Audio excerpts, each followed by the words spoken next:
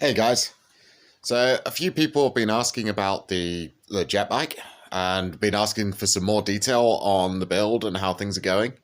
And actually, if you can see right here, it's been tucked away in a corner waiting for parts, but I'm actually at a stage where I can get back to it. And this is probably one of the last times we're going to see it without the tank on.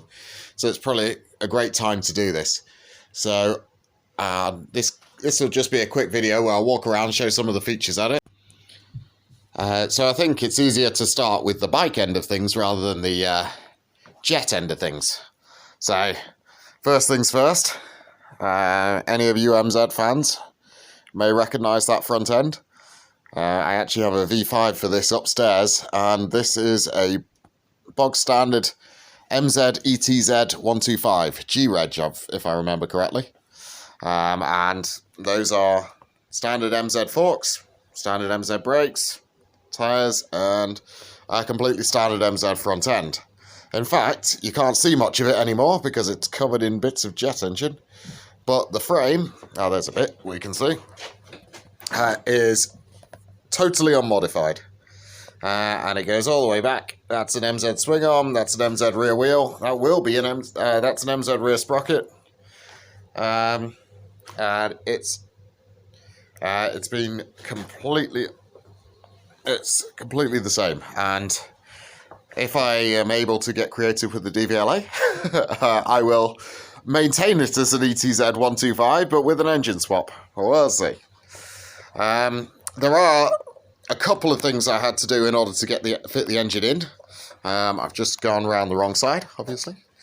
The first is on the rear. Can you see that? This is non-standard. There should be two bars. This one down the side here is the standard one. But if it came down here, the chain's got to run from a much higher point than it normally does, and so we had to move the bar that would normally come from here and go down to the base down there, and just triangulate it out elsewhere. This makes space for this air motor that we'll come to later to fit in. Another thing is, because of this new geometry on the chain, I did a whole bunch of tests around chain tensioners and things like that, but a soft tail was just never going to happen. So we have these turnbuckles here. They're going in place of the shocks. They're pretty beefy things, actually. I love these things.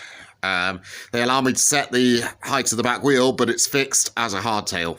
So that thankfully gets rid of my chain tension problems, because at an angle with a swing arm pivot down here and a chain down here, there was just no way I was going to be able to keep chain tension. The first time you go over a bump, the chain will pop off and I'll be in big trouble. These are the passenger foot peg mounts. The front ones have completely disappeared. And even, slightly worrying, depending on how fast this thing will go, this is a standard ETZ rear drum brake that will also be in operation. So next, let's take a look at the engine itself. Actually, this bike is a very compact package. That's the nice way of saying it, but saying everything is really wedged in, and it's quite difficult you change one thing and you have to change everything. But tucked right away in here, you can see it is, I don't know whether I can get focus on that, but that is a micro turbo Sapphire. It's a start cart unit for a Jaguar fighter jet. And it's an air producer. So if we come around this, so the basic operation, obviously, here's the exhaust out this side. There's no thrust being produced whatsoever, or relatively little. We're not interested in thrust at all. If we follow it round to this side, what we have here, all covered up so I don't get dust in it, is an oversized compressor. Can you see that in the middle there? With a scroll on it. It goes all the way around here and feeds excess air out here. So And it's this excess air that we're actually going to use to power the bike. So we follow this path along here. We can follow this. We can follow this bit of silicone round, tucks neatly underneath the motor. I actually really like this bit, but really under it, and comes to this. So I don't know if you can see that bit with a bit of red tubing sticking out of it. This is a standard, just large throttle body from a car. It is actually hooked up via cable to the throttle on the bike itself. So if I was to turn that, you can't see. Well, you can see it. If I was to turn that, you can see that the throttle body is actually being actuated. What's slightly different about this, I don't know if we can see it down here. Nope. Instead of being normally closed and then opening, this has been changed so that it's normally open and then closes. So this acts as a bypass valve, really. So, the air comes out here, would normally just whiz out and go out there, and as you wind the throttle on, it closes this valve, forcing more air to come this way instead. And if you follow the air up this way, you come to this. This is a Lucas, I believe. It isn't a micro turbo one, but this is a Lucas air motor, and it is a very, very, very tight fit, as you can see. So there is a turbine in here, the excess air comes out here, and it's geared down to turn a shaft on the other side, which is tucked in under here. Can you just about see? Yeah, if I go under there, you can just about see a sprocket. There you go, on an air motor. And you can turn that. And that's the sprocket on the end of the air motor. Ironically, I think that is the adapter for the splines on the sprocket between the splines on the air motor and the splines on the sprocket. I think that's the most expensive single piece of this entire project. That had to be specially made at a gear cutting company that's just down the road from me. The air motor itself is mounted to the frame by a big plate. It goes on here. That goes round, and then if we tuck under here, you can see there's a V-band here. So it's mounted in the right way, but there's a V-band here. So it's mounted in the same way as it would normally connect to a motor on an aircraft. And just to stop it wobbling around, even though it won't because it has nowhere to go, there's an extra strut in here just to stop it doing that. So the basic idea is, one of the nice things about this system is that you can run the air producer at whatever power rating it wants to be run at. We can do idle or 100%, and that's completely independent of the back wheel. It's only once we close the throttle, and hence this valve, that any of that has any effect. One of the things that I was slightly nervous about was that when I pull up at the lights, I'm still confident that could happen. But when I pull up at the lights and stop, I didn't want either the turbine to try and push on as hard as it could, or the light to then go green and not to be able to spool up. But this enables you to keep the turbine revs high, while the back wheel is completely stopped. There was actually, I'll be interested to hear your thoughts on this, but there's actually some question about whether I even needed this bypass valve, because theoretically I should just be able to brake the back wheel. That would stall the air motor and the air would just pass straight through it. But we did it anyway, because it fits and it's nice. And it can't do any harm to have that extra option. So let's talk about the fuel system. You have this pipe here, which is cut off, and we have a corresponding one on the other side. These connect to the fuel tank, which at the moment is on the bench. This is a BMW GS tank, just under I think it's 33 litres, something like that, that it can take. We did a few back of the envelope calculations and reckon that still would only get us about 50 miles. But one of the more interesting things about the Sapphire is it's a recirculating fuel model. So this one is a return back to the tank. And that comes, I believe, out of the bottom of the engine. And there's a corresponding, I don't know if you can see that, but there's a corresponding return in the tank. So the tank will sit there and handle this recirculating fuel. One of the things that we found pretty early was that the fuel and oil both would need to be cooled for this to work. So one of these is a fuel cooler. I expect I could probably tell you which one somehow. Let me see. Yeah, this is the fuel. This bottom one is the fuel one because it goes up to the fuel return up here. So after the fuel's been through the engine, it'll come out onto this and come back. Fuel is regulated. Fuel pressure is regulated by these two here. So we have an idle screw that's set. Andy, the absolute legend over at Jet Trader, he set that idle for me, and this is my throttle on the air producer. So you can wind that in and get to 100% or wind it out, and I think it idles at around 60%. So that's nice. In terms of taking fuel out of the tank, we go around this side. We have here standard automotive fuel pump and fuel filter. And a fuel solenoid in there. So all of this stuff is done on the awesome electronics that I'm going to show you later. But right now, I'm struggling to find the pump. There's the filter.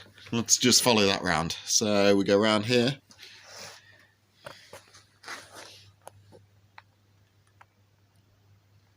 We go in. There we go. It's on the other side. And we have a pump here. Or I might have those the wrong way around. So here is where the two fuel lines join, and then they feed what I assume is filter. That's right.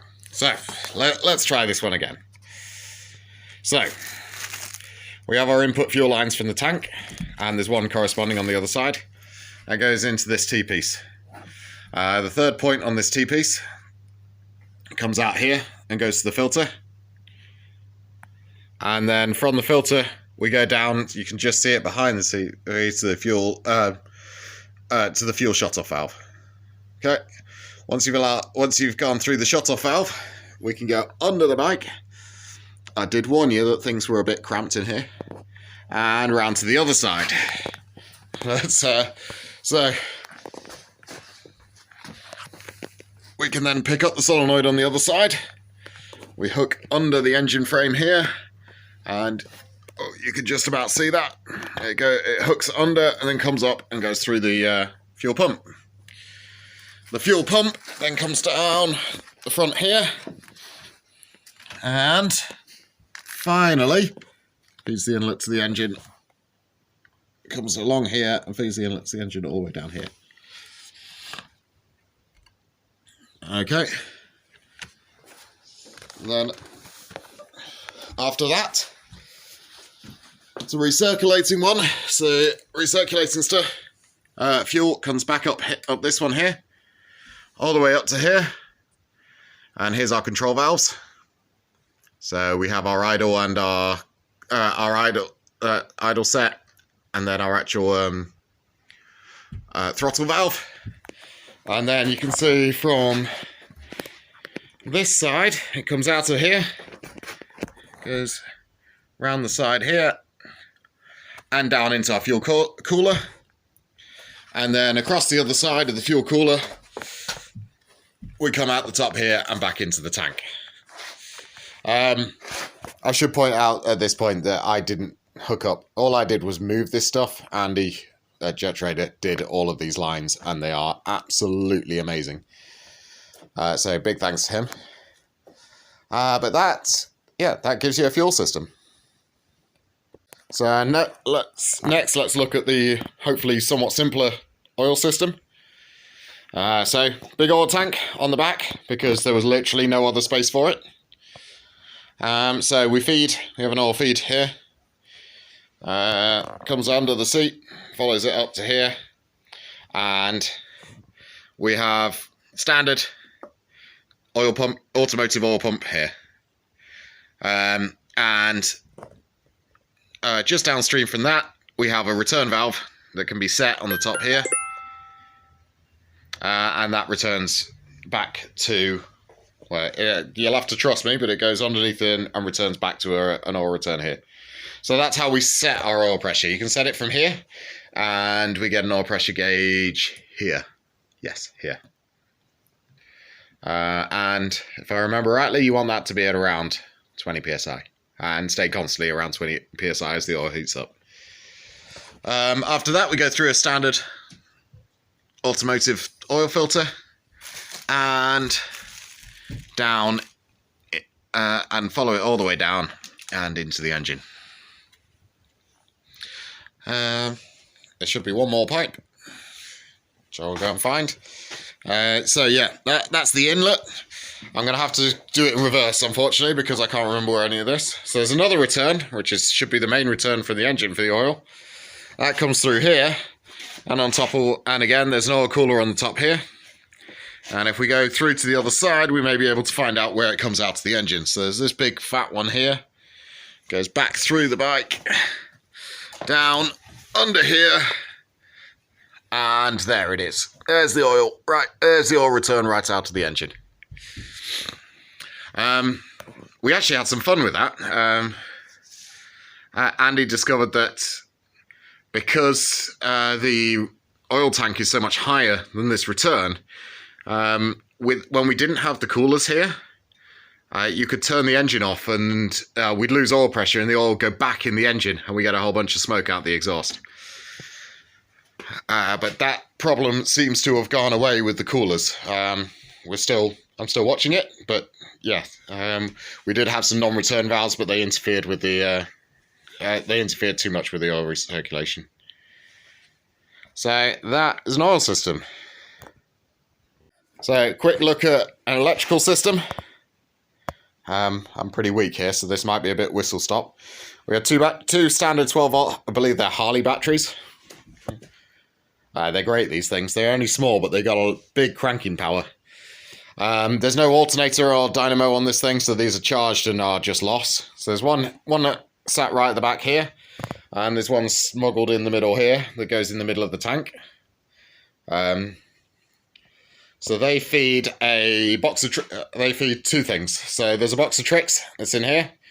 Harry and Jet Trader completely developed that, and that's the whole engine management system. And it's great. And then, but all of that's 12 volt. So that's fine. That would be one battery. But the 24 volt thing is the big electric starter motor here. So the big fat starter motor that's used to spool the battery up, to spool the engine up and start it. We were worried about this initially, that we weren't going to get many starts out. Or we were worried that these small batteries would even be able to do it. But I've had 5 or 6 consecutive starts out of it with no problem. So it does seem to do it well.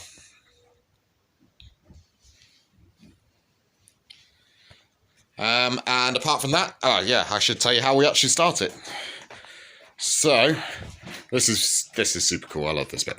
So to start it, we've reused some of the some universal controls that you might get from a bike. So we have this red one is this push and lock one.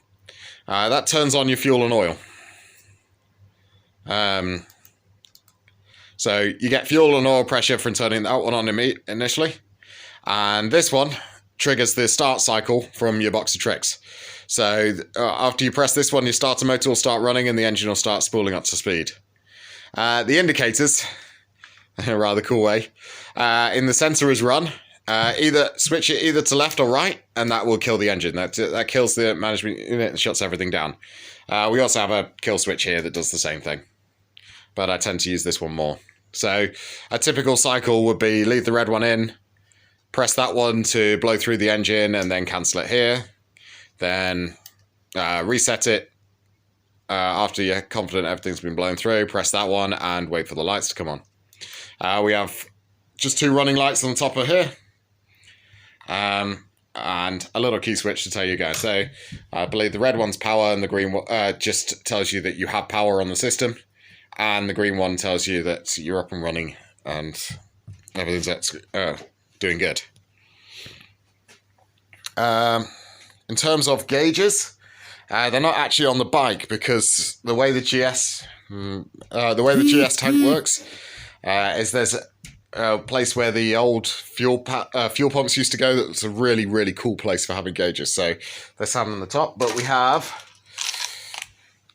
they look like this. I mean, we have exhaust temperature and we have RPM. And they're digital gauges and they're all driven by the box of tricks. And yeah, it looks really cool and it gives everything. The last gauge here, I believe, is fuel pressure. But I haven't actually been watching that one. that one's always been fine, so I haven't touched it. Cool. So a couple of other things to mention. I don't know if you guys know MZ, but an MZ motor is mounted by 2 mounting points at the back of the engine and a third one that comes from the top of the frame. On an MZ there was never anything under the engine. And what was really awesome about the test rack and the test stand that Andy and Harry made for me is that it already contained this frame with something similar to those 3 mounting points. So actually getting the engine into the motorcycle was very easy. I just had to put this plate on, hook it up to the mounting plates, and create a mounting for it at the top. Oh, in fact, I can show you. This is also not a standard MZ, but this is I've got a thing for MZs, just in case you're wondering. But there's the 3rd mounting point in the middle there, and there's the 2 at the back there. So yeah, actually mounting the engine was relatively simple from this test stand. In fact, most of the work I've done has been moving parts from the test stand into the bike rather than any serious design work in that one. Andy and Harry took care of all of that. So I've just sort of rested the tank in place so you can get an idea what it would look like. So the GS tank, it's a BMW tank, so it's all molded plastic and it's in some weird shapes, but it works. It comes out really quite nicely. So what we have is all of this gubbins looks like it's bursting out of the tank. And I think that's quite a nice look. The gauges that we spoke about previously go on there and go on there. You can now see the need for the high bars. They have to clear the tank as it goes right the way around the side.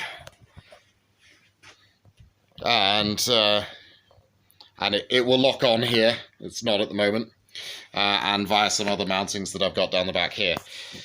It clears the engine quite a way at the top, and I think it creates quite a nice package. And what I really liked about it, when I was looking at it, is if you can see, the way the engine sticks out is actually pretty close to the way a BMW GS motorcycle would have its boxer engine sticking out.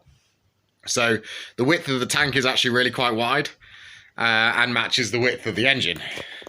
And you can see it on this side as well. So it's kind of like, the idea was that we kind of took the boxer cylinders and instead of running those, put jet engine bits in it instead. So standard filler up top, and you'll probably be able to see, well, you can see it easily actually, because this shut-off valve is just on there to block off dust. It won't be there in the final. You can see the return valve comes over the top and just sits on the top here.